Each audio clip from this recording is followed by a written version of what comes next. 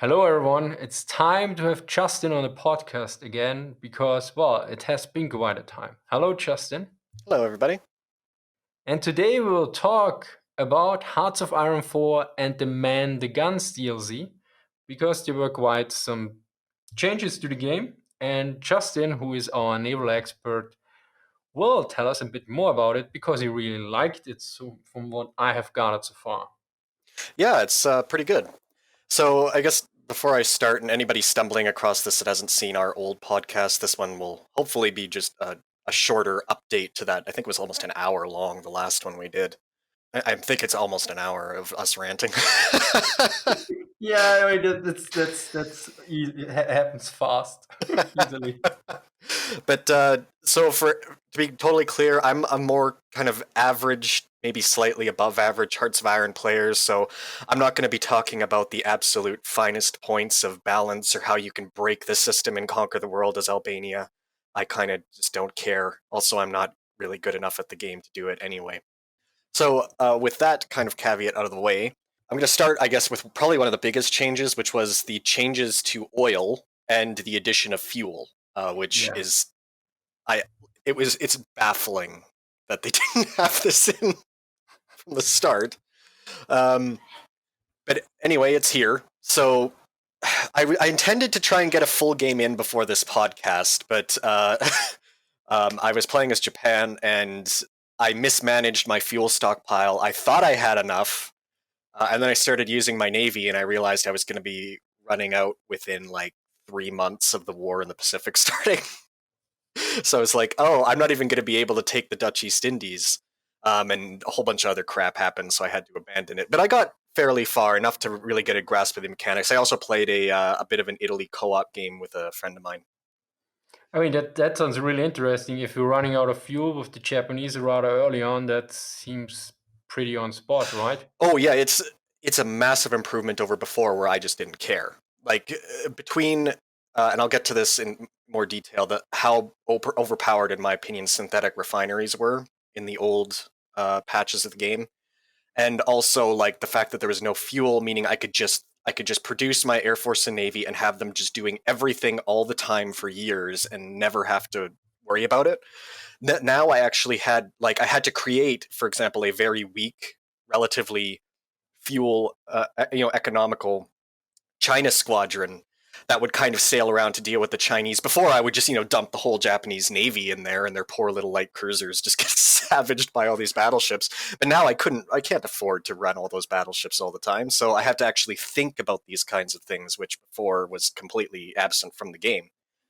To go back to synthetic refineries, before they were just like, as Japan, how bad it was before is, as Japan, I could almost completely disregard any kind of oil shortage before the war in the Pacific even starts. In fact, by 1942, even after spamming dozens of like synthetic refineries, I would be looking for things for my civilian factories to build by 1942.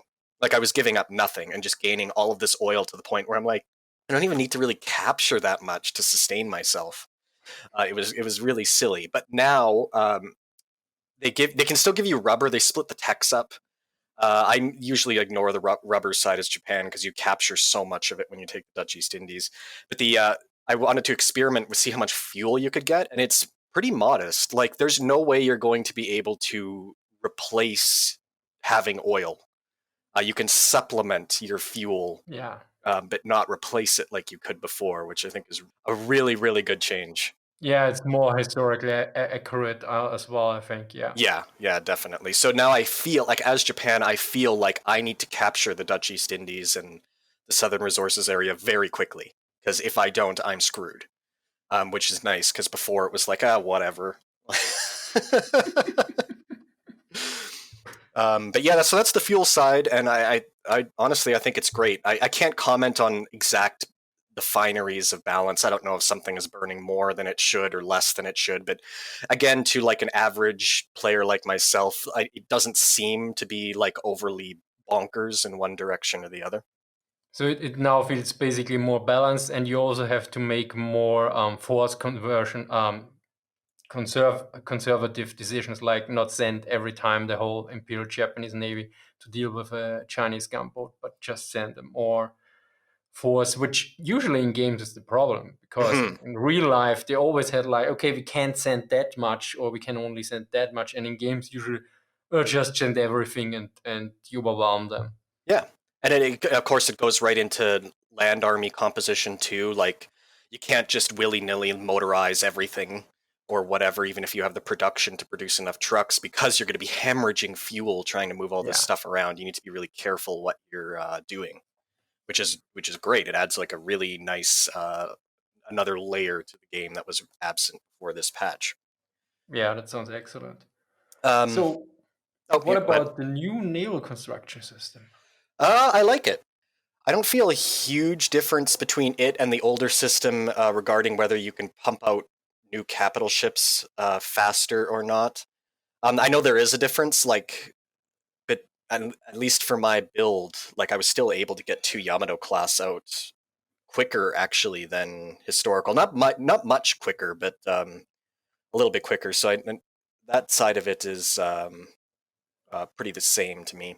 One thing that kind of bothers me, and this is specific to Japan, is they Paradox changed the Japanese naval branch to kind of fit the new system, like to make sure that all bonuses and everything are applying to the new system. And they made it suck worse than it was before. You used to get a booster for like the super heavy battleship for with the first naval tech, so that you could research the Yamato class faster and then go carrier route, which would be historical. They made it completely mutually exclusive this time. You have to either like abandon any bonuses to your carrier arm to get the Yamato class, or you have to do it all manually or whatever. Kind of bothers me a little bit. I mean, Ah, is this the doctrine tree basically? yeah, like And you have multi exclusive where you go with the mhm. naval doctrine stuff. Is it like this? Yeah, like yeah, it's in the what's it called? The National Focus tree. They make it mutually exclusive, like, and you'd have to be stupid to go the battleship route because it's so weak now. Basically, it's a dead end branch that only gives you the Yamato class and like not even anything beyond that really. Like it's a complete waste of time now. They could have made it a lot more interesting, but But the national focus tree is usually focused on one nation, so there it makes completely no sense. Or did they generalize it as well? well, I've never been a huge fan of what they did with the Japan tree on the air, particularly on the Air Force, but also to a lesser extent on the Navy side. They're two very weak branches. I'm not going to rant about it too long because honestly, it's totally irrelevant to people that don't play Japan, which is most people. Most people are playing European nations or whatever. So, but that's something that just irked me a little bit. Now, the ship designer, which is tied up with this new construction system, is awesome. I love it. Now you can't get anything even remotely close to historical values. In fact, anytime you get a ship that maybe somewhat lines up with historical characteristics, it's like the exception that proves the rule. Values are all over the place. Generally, battleships and cruisers tend to be too slow. Carriers tend to be too fast. It's just a mess. Now you might expect me to like really hate this, but I kind of don't, because I have something of like a perfectionist, obsessive personality. Yeah, I know So from your Steel Division builds, deck yeah, builds. yeah, exactly. I have three decks. No, no, I have one, and must be perfect. Okay, okay, Justin, I leave you to this. Yeah, that game like that. Oh my god, the number of hours I spent in like Wargame Red Dragon's deck builder, like just trying to perfect things and looking at stats was disgusting. But so at least with this system, if it had been really close to historical values, I would be sitting there for hours trying to get every ship class like exactly lined up correctly, because it would just like I'd have to try. But now since the values are so far off, I'm like, oh, whatever. And I just kind of build things, and I think it's far more fun for me actually that way, because I can turn that part of my brain off because the values are so different from reality, and just build cool ships or ships that I think will be useful in the game. I mean, one of my favorite things with it is you can take like a base destroyer hull that's like garbage now. You can't really put it on the front line. Strip most of the weapons off of it, load it up with anti-submarine stuff, try to keep it as cheap as possible so it's pretty slow and not all that capable anywhere else. And just pump them out like they're basically destroyer escorts or corvettes or whatever. Um, and you just use them to kind of escort convoys to free up your big fleet destroyers, which you can build in another production line. You can design a big fancy thing with the best hull and the best equipment and send that off to the front line. And I love that kind of stuff. It adds a lot of more interesting dynamic feel to naval production that was largely missing before. That sounds really interesting. I really might like into this for this one because I have no idea how it works actually. So you redefine basically ship classes you do with the ship build, or you can redefine existing ships. Yeah, they have. I think they usually have different hull things. Every nation or every major nation, I should say, usually starts with a some of their presets that you can then modify. It's kind of like you research a ship hull, and then you can research various components. So it's actually closer to like Hearts of Iron 3. Mhm. Not the same, but in that ballpark. And then you kind of open up a screen and you can insert different components in. You can insert more guns or insert better engines or insert sonar, etc. And depending on what you're adding or something, your speed will drop or it'll increase or whatever. And you can just So it's kind a of bit more like Master of Orion 2 ship designer. I'm only vaguely familiar with that, but yeah, it seems to be kind of in that realm. It's a lot of fun. I spent quite a bit of time kind of tweaking things and all that. So that's a big positive for me and a really big advance, not only over Hearts of Iron 4, but really any Hearts of Iron game that's come before. Now, something that I think is a bit more of a mixed bag is kind of the new fleet task force system. So before you would just make a fleet and then assign an admiral, and then it would go off and do things, and usually you'd just doom stack. With this new system, you have a fleet that's kind of works as like maybe like an army group would, and then you have task forces under it, Ah, which okay. can be Yeah. smaller forces or whatever. And I really like that part of the system. So, for example, in a typical task force that I would have as a fleet, that it would be like my battle fleet. You'd have you'd have one of your task forces would be all the big battle wagons and the cruisers and all the destroyers, and that would sit in port. And you'd have it set on I can't remember what the mission is called, but it's basically like it just sits in port until you spot something in the region it's assigned to. And then you'd have a second task force or maybe a couple other task forces or whatever that are just like smaller light fleet units that you'd use to scout for the big task force. So they're the ones out patrolling and burning fuel, but obviously far less fuel than if you had your battleships out driving around. And then once they've spotted something, the battleships will come. And this works into the new naval system where the ships are much better at kind of detecting like when they should just be kind of spotting things and when they should run away or engage. They're not going to suicide like they had a tendency to do before. And you also have a manual disengage button, which is really nice because before you could just kind of watch with horror as somebody makes a terrible life decision and charges the American battle line with a handful of cruisers, and you're like, "What the hell are you doing?" And all you could do is watch it happen. This time you can. Wait, there was no disengage button. No, there wasn't a disengage. There was I'm a disengage button in Hearts of Iron 3. okay. I could be wrong. Maybe there was, but I didn't notice it before. I mean, well, wait, that doesn't mean anything because Hearts of Iron 3 in many aspects was better than Hearts of Iron 4. But in others, it's different. So yeah, because the message system, for instance, was, in my opinion, very good in Hearts of Iron 3 and in 4. Yeah. Do you still get informed when you get an ace?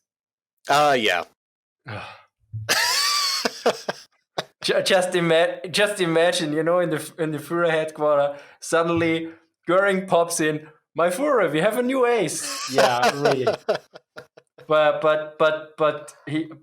Dönitz or somebody else is not gonna tell you that the Americans, the British, and Canadians landed in Normandy. You just get a siren. Oh, my secretary is calling me. It can't be important. Yeah, sorry, I had to bring this in because this still bugs me to this day that they get an ace pop up, but not for a naval invasion. Yeah, it's all right. One minor nitpick I have with this new fleet task force system, and I'm pretty sure this is like an issue with the system. I'm not just screwing up, but maybe if someone, I'm hoping I can describe this properly because it's a little bit tricky. But if you so you have a fleet with a bunch of task forces under it. Say it's a submarine fleet, and you have like 3 different submarine task forces. Um, you can't assign an individual submarine task force to one region on convoy rating, and then a second submarine task force to another region on convoy rating. You have to have all the task forces under a fleet that are assigned to convoy rating doing it in the same regions, Okay. which is it's hard to describe, but it's kind of annoying because sometimes I'd like to maybe have a stronger submarine fleet and convoy rating in this one specific region, and then a weaker one in another specific region. Yeah. But since they're under the same fleet, they just both patrol the 2 regions that are assigned to convoy rating, which is kind of annoying. But it's a relatively minor thing, but I kind of wish they'd split that up. And maybe there's a way to do it, and I'm just stupid. But I really actually I spent quite a bit of time because when I was setting up like my rating stuff off the Chinese coast, like I wanted to spread out my submarine task forces, and I could not understand why when I was assigning regions to one unit, it would automatically throw in the other submarine task forces, and I just could not figure out why. But Yeah, that sounds like a flashback to me trying to assign the air regions in the original game or something, which drove me mad. Like, no, what are you doing? Yeah. The new naval combat's awesome. It kind of it introduces more agency than I think has ever been in the naval combat in Hearts of Iron game. I know there's a lot of people that like Hearts of Iron 2 and 3. I played quite a bit, or I played a fair bit of 2 and I didn't like it. I found 3 fun, but I had to play it with mods. I couldn't stand vanilla. I played Historical Plausibility Project, which is a relatively major mod for that one, but not the biggest. I think the biggest was Black Ice, if I remember right. Yeah, Black Ice was. I don't know Historic Plausibility Project, but Black Ice basically broke the engine that you couldn't play it for the most part. It had like, yeah, for me, I mean, there were some people for them it worked, but other people, like, I optimized everything. You had a huge list on things to check, and even under the best circumstances, I made, I think after 2 hours or three, the game crashed, Oh, and then I played it again with the Ahoy mod, and every time there was a short delay in the game, I always instinctively thought it would crash now, and it never crashed. Then finally I realized how extremely unstable Black Ice was. I think it was till 8 point something. It was quite stable, but once it reached 8.6 or something, it went completely off the charts. And I really loved Black Ice. Hearts of uh, Iron 3 Black Ice was just amazing. The depth, like you can have the Alcat Panzer factories, and I mean the amount of detail there is in the game. It also led me to creating my organization videos and everything. So it had a major impact on probably on the first year of my channel for this. So, but it just keeps breaking the game, so I can't play it anymore. So yeah, that's was the main issue. all right.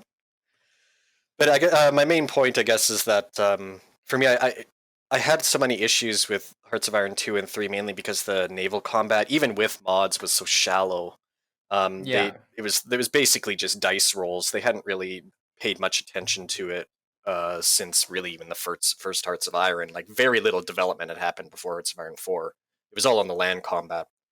Yeah, I Um, think basically what you did is like you had a setup like one or two battleships, you add your aircraft carriers, and then you add your screens, either light cruisers or destroyers, and then you have a rather strong setup.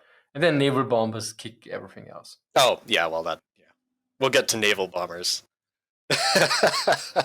Do they introduce mines? I see. Oh yes. So mine laying. My friend, he was when we were playing our Italy. He decided to just turn the Mediterranean into into just a giant minefield, particularly around Gibraltar. And we found out, and this is going to lead back into my main complaint, which is the naval AI is bad. It's always been bad. It's been bad for several games, but now that you've added all of these new features in this naval patch, it's very obvious now. Um, and that is like from what we could see, the Royal Navy never once attempted to clear the mines. They just kept driving their battle fleets through it and just losing ships and getting damaged and all that. And then, of course, the comically strong naval bombers pretty much finished the job. And then, of course, then the Regia Marina could sail out and shell like a derelict destroyer and then claim victory.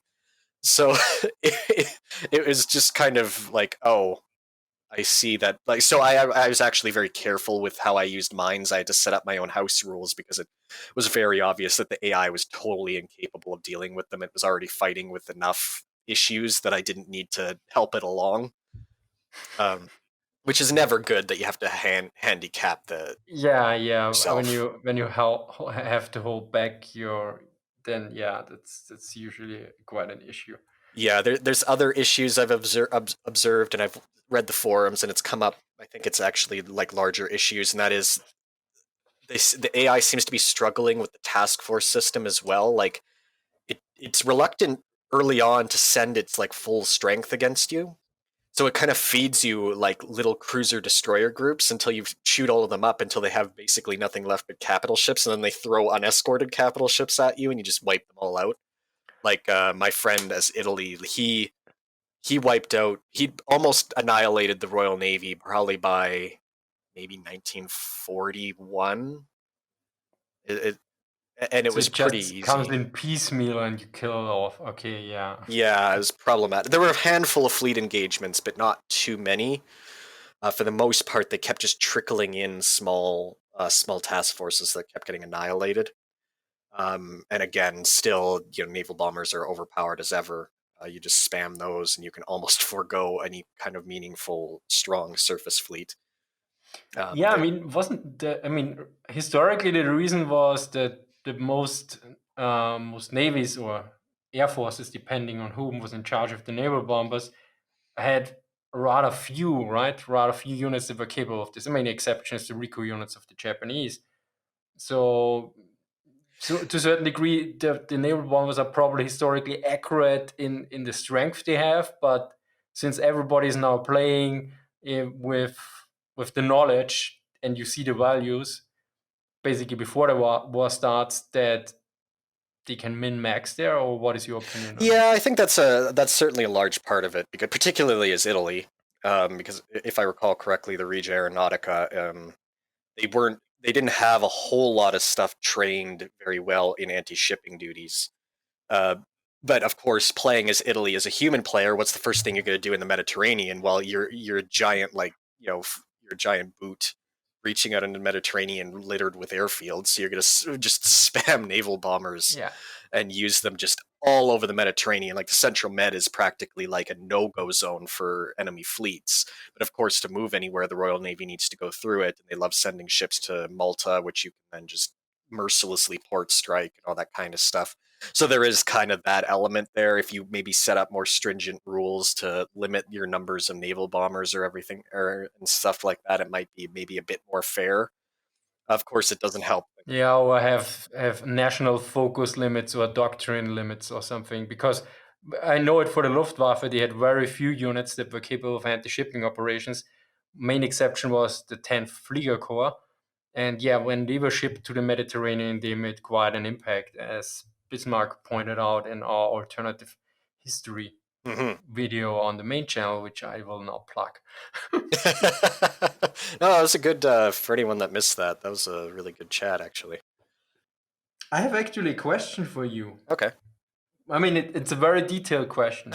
So I it might. also relates to the alternate history podcast. So do you know how long it takes more or less to ship a whole division in the game now from one end to the other? Because I know from Hearts of Iron 3, you basically could ship in a matter of days or even hours. And I looked up basically for one Panzer division. I think it was estimated the Kriegsmarine 42 days, and I think they managed to do it in about the same time or in 1 month.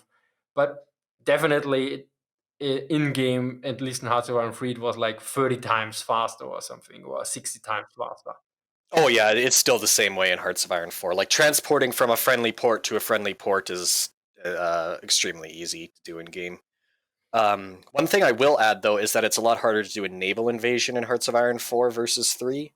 In that you Yeah. have to, so with the planning and everything, it can take, depending on the like if you want a large naval invasion, say I don't know 8 divisions, it can take I think almost 60 months or 60 months, 60 days of planning ish, Yeah. and then you need like naval superiority slash air superiority in the regions that the fleet is moving through and all that kind of stuff. So you have to actually think it out a bit more than you had to in Hearts of Iron 3, Yeah. which also means that it kind of makes it a little trickier to, when the AI isn't being stupid, to do things like in Hearts of Iron 3. It was pretty easy to kind of distract the Royal Navy and then dump a whole bunch of divisions into England while they were off. The whole Royal Navy was off chasing like a single cruiser or whatever. But it's a bit trickier to do in Hearts of Iron 4, which I really like. I like that the new naval invasion system. I guess it's not new; it's new with Hearts of Iron 4 as the game, but I really like it. The only thing they really added with Man the Guns for naval invasions was the addition of amphibious like APCs and amphibious tanks, which is kind of cool Oh, actually. nice. Yeah, I really like that. Yeah.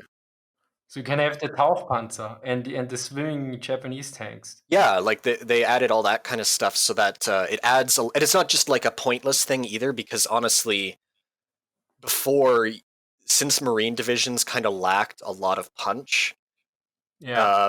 it was pretty easy to just kind of, you could pretty much doom stack on an island and make it pretty much impossible to take. But now that you can add things like tanks and stuff like that to the Marine divisions, it gives them some real teeth. They'll be able to get through stronger defenses. That threshold for impossible to capture is higher, which is kind of nice. That kind of also leads back into the tech tree, the things they've changed, and they've added a lot to the tech tree. Dare I say, I'm kind of on the side of, at this point, I'm feeling that the tech tree is getting a bit bloated. There's so much stuff scattered across all the different tabs, and it's starting to get a little bit annoying. And I'm hoping that they also recognize this and they ease up on the dumping more stuff in the tech tree trend that they're kind of going for. Is it also an UI problem? Because I remember the tech tree was. I mean, the thing is, I played Hearts of Iron 3, which has a huge tech tree, and when you play Black Eyes or HOI, they increase the tech tree. Yeah, it's Mm-hmm. like, and when I looked at the Hearts of Iron 4 tech tree, it was for me like, there's nothing in here, and and then it was like, there's nothing in here, but you manage to do it in such big icons and everything that I have to scroll around to find everything. Yeah, the UI is still ugly. So it's an arrangement problem as well, I guess. So a mixture of arrangement problem and way more than before, or way Yeah, more than vanilla, but completely way less than Hearts of Iron 3, I assume. yeah, and I think it might have something to do certainly with the UI, because I think that they've always had that thing where you have to like move around. Like people have big widescreen monitors now. You don't need to Yeah, have like this thing where you can forget about something that's below your monitor and you have to scroll down to look at it. That's kind of annoying. It might also have something to do with research times too. They've tried to work in like, oh, I didn't put this in my notes, but I need to talk about this. Naval experience they added, and you could do hmm naval exercises and stuff. That's cool. I think the balance for it is completely out of whack. It's way, way, way easier to get lots of naval experience through exercising than through actual combat. okay, Uh, that's bullshit. Yeah, yeah, it's ridiculous. Like, so it's more efficient to just run your fleet in exercises than it is to just actually fight the war. I mean, you still get a decent amount of experience, but nothing like you can if you're just like exercising your fleet. Um, yeah, and naval experience is extremely important because you need it to upgrade your. You can swap out, different components on your ships. Reconstruction is in the game now. I forgot to mention, but you need naval experience for it. You need naval experience to create new ship classes. You need naval experience to speed up. Like they added so many new naval techs, but you can speed it up with naval experience. But of course, it's such a precious resource that you'll pretty quickly kind of run out of it unless you're like the US and you just have so much fuel and everything like that. You can just run the entire Navy on exercises for years. But something like Japan or Italy or Germany or something, you can't do that. So yeah, that causes a lot of. I think they need to tweak that a bit. The system of naval exercising and naval experience is good. It's the numbers that need to be tweaked. I have a real off topic or meta question here. I remember from the first time I played Hearts of Iron 1, what I found really innovative was that they had strength and organization as different values. Hmm. Because previously, usually everything was just one value. You had like strength, and this was the effectiveness. So now you had like a division which was at 100% strength, but at 5% organization. So if it was attacked, basically your troops ran. Hmm. And what I wonder, is there any game that actually makes a distinction between combat experience and training experience? Because for me, that would be the next Ah. step to get this. Because if you have a trained, very well trained troops, they will act faster. Like you have your early German divisions, they have like 2 years of experience and everything, so they have a high trained value, but they have zero combat experience. Hmm. Whereas like you have like then for instance on the Soviet Union, you have troops that were like replaced or no, they were put in action like in December 1941, and then they fought through the whole winter. They have basically zero training, but at that point they have a lot of combat experience. And also to a certain degree then the training would come in as well, but there's still quite a difference, because sometimes if you're trained well you can do stuff very fast, but that's not so meaningful in combat, whereas in combat you learn different skills. Oh yeah. The only thing I can think of is like in a very, very simple way, certain total war games, because you can kind of recruit at a certain training level with techs, but then you can't get above Yeah. a certain level of experience without them actually fighting in combat and not taking extreme casualties. However, there's ways to get around that too. Like there's agents that will, of course, just train them all the way up to max vet over time anyway. So it's kind of and it's very simple, of course, because it's Total War. But that's the only one I can think of. Need two values actually here, and then to a certain degree how they interact with each other. Hmm. No, that's actually pretty interesting. Um, Because, for instance, combat experience would affect how your people react under combat, whereas training experience, for instance, would increase. Training experience would increase how fast, for instance, a unit can fire a gun, mhm. whereas combat experience would increase probably the accuracy under pressure, or at least or decrease it less, and other aspects. So this would be interesting to see this in one game at one point. Pretty much, I think that's everything I wanted to talk about with Man the Guns. I mean, in conclusion, I really like it. I think there's a few balance things, like with naval experience. The AI is a mess. Paradox, if you see this, fix the AI. Like, prioritize that. Like, I mean that's the standard point, right? Fix the AI. yeah, you could add all these fancy features, and you can add the ability to lay mines and all that kind of stuff. But then if you have the AI that just drives over your minefields without Yeah. thinking, like you're adding features that are detracting from the game. Um, There's somewhere in the code is the function for clear set minefield operation or something, and it's to do or prioritize minefield operations. yeah, It's just a commentary to do. and maybe the AI does try to clear mines, and they're just so ineffective at it that we didn't notice. But either way, the end result is the same. And again, I can't comment on like multiplayer balance because I don't play multiplayer. You couldn't pay me $1 million to play multiplayer, and I'm sure there's probably some way to break the shipbuilder and create some kind of super optimal fleet of like goofy looking cruisers that kill everything, and you can produce them because they're cheap. And I'm not that kind of person. Those kind of people I'm assuming are really boring at parties. I probably just triggered a bunch of people in the comments, but I tend to play more historical with pretty strict house rules, so that things don't go completely off the rails, and I get a much more pleasant playing experience in single player. Um, you can actually get some pretty reasonable historical results when you're not going completely goofy. I mean, you have the people like, oh, I beat China by 1937 because I pulled the entire Japanese, or every garrison and everything off the Manchurian border and everything, and then I raised like 40 new divisions, and then I just steamroll the Chinese. Well, yeah, of course you're gonna win really quick when you're like emptying Manchuria of troops and pulling everything out of the Pacific. And if you actually set up a few reasonable house rules, you can find you get a much more reasonable experience. Um, so yeah, I can't comment on that kind of thing. For me, the naval balance seems reasonable. Like I put reasonably balanced fleets against the AI that when they would actually put forward a decent fleet, and I would get results that were pretty reasonable to me. I didn't feel like anything was completely broken or useless. Submarines work now. I forgot to write that down. Submarines work. That's great. It took them, how many patches is this? I don't know. The game's been out for what, Wait, the 3 years? game came out in, I think, about 3 years ago, because Okay.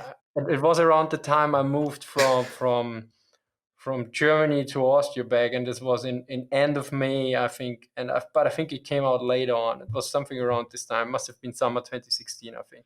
Okay, Summer so or fall 2016. so over 2 years into the game, and Three submarine, years. yeah, and submarines work finally.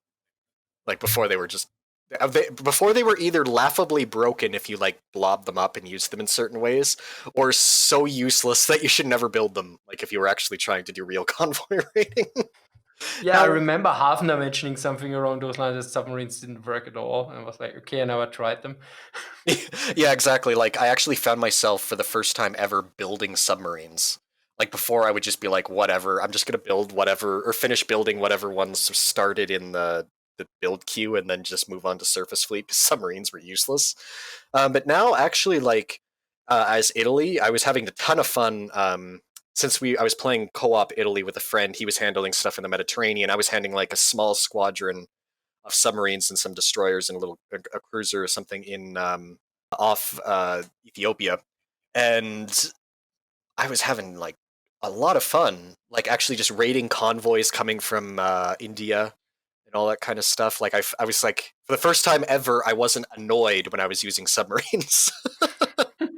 And the one thing the AI was quite good at actually was escorting their convoys. I find that was much better than they had done previously. Like I was having lots of fun. I sank like a few unescorted convoys, and then I sent out. I was using all these rust bucket Italian submarines, and then like I was noticing like one particular combat was lasting a while, and I like click on it, and it was like my submarines versus a shit ton of destroyers, and I'm like, oh god. Um, so yeah, that was one. That's one comment I'll give the AI. Maybe it's because they use like 90% of their fleet to escort convoys, but I don't know. So that they don't have time for minesweeping anymore. Yeah. But yeah, that's my thoughts on the Man the Guns expansion. It's a good step forward. There's issues, but yeah. Just one final question. How do you do actually minesweeping? Do they have a minesweeping class now, or use destroyers, or what do you do this? Yeah, so you can actually turn. I think they.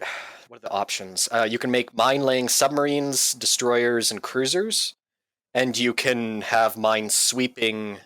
I know destroyers, and I'm trying to remember what else can mine sweep. I can't remember off the top of my head, but yeah, you can have like a specific class or whatever that you could. So you could have like dumpy garbage destroyers with like nothing on them almost, but and they just lay mines. And then you can have like minesweepers that are kind of the same thing. Okay. So, okay. Yeah. That sounds interesting. So basically destroyers the smallest surface house still. Yeah, like, and I think cruisers can also. I know they can lay mines for sure, but I can't remember if they can sweep them as well. And same with just submarines. You can lay mines with submarines and aircraft once you get the tech. But I can't remember what I know for sure. Destroyer hulls can mine sweep. I can't remember if other ones can. Okay. That's fair enough. Okay, then thank you very much. And we also managed to only go over time by 100%. We planned for 20 minutes and we reached 40 minutes. Excellent. So thank you very much, Justin. Yeah, always glad to be here. Thank you for watching, guys, and see you next time. Bye. Short disclaimer here, I have to notify you that I received a free key for Hearts of Iron 4 back in 2016, and well, in Austria I have to declare everything because this podcast could be seen as an advertisement or something. And for this, yeah, I actually put now the affiliate link in the description, which I wouldn't have done else. So, thank you for watching and see you next time. Bye.